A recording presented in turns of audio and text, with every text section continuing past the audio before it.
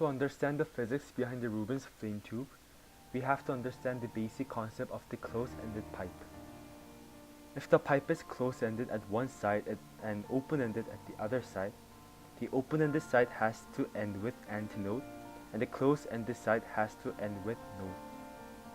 The definition of node is a point along a standing wave where the wave has minimum amplitude. And the definition of amplitude is where the definition of antinode is where the amplitude is maximum. If we see the length of the pipe is L, one wavelength, which is lambda, is equal to 2 loops, which we call rugby balls in class.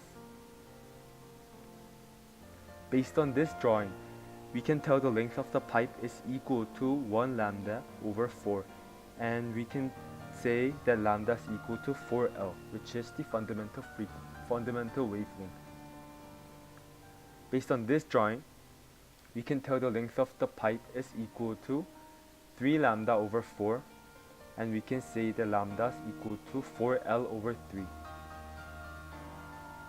Based on this drawing, we can tell the length of the pipe is equal to 5 lambda over 4, and we can say that lambda is equal to 4L over 5. If I want to write down any possible wavelength, it's going to be 4L over n, except instead n being any possible integer, the only allowed ones will be the odd ones.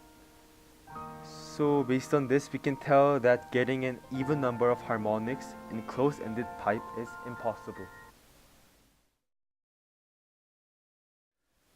Sound wave, which is created by a loudspeaker at one end of the tube, travels through the tube and reflects back once it hits the closed end of the tube. Now there are two waves, one generated by the speaker and the other one which reflects back. The combination of two waves create a standing wave pattern. The changes in pressure along the tube makes the flames spring up or die down in waves as the frequency is generated by the frequency generator. In this drawing, we can tell that this part is antinode and this part is node. Our aim for this investigation is to check whether the Rubens flame tube is open-ended or closed-ended. Our hypothesis is that the tube is closed-ended. Firstly, once a standing wave pattern appeared, we will use the equation Fn equal to Nf1 to calculate the fundamental frequency. And as the picture is shown, we set the frequency generator at 190 Hz, and a standing wave pattern of the third harmonic wave appeared.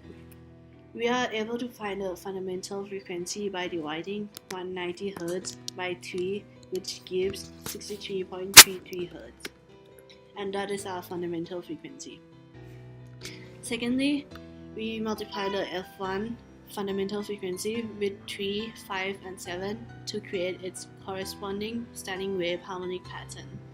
And lastly, to confirm that the Rubens flame tube is closed-ended pipe, we multiply the F1 with 2, and if the standing wave pattern disappears, the tube is closed-ended. 316. This is going to fifth. Okay. Fifth to third.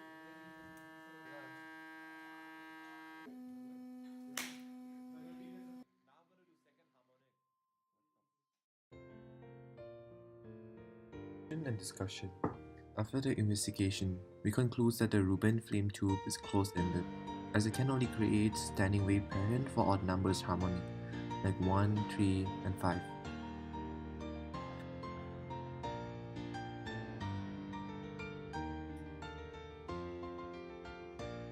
For closed-ended pipe, there will always be a node at the closed end and an antinode at the open end. There are certain limitations we had faced during the investigation. It was very hard to maintain a standing wave pattern as the speed of the sound keeps changing as the temperature of the particle inside the tube increase, as velocity and temperature has a direct relationship. Since we are fixing the frequency and the speed is increasing, this caused a change in wavelength, which messed up the standing wave pattern. By lowering the amount of gas releasing into the chamber, we were able to get more stable standing wave pattern. For the future investigation, we are suggesting that we should drill more holes at each end of the pipe as the pattern of the standing wave will be more clear.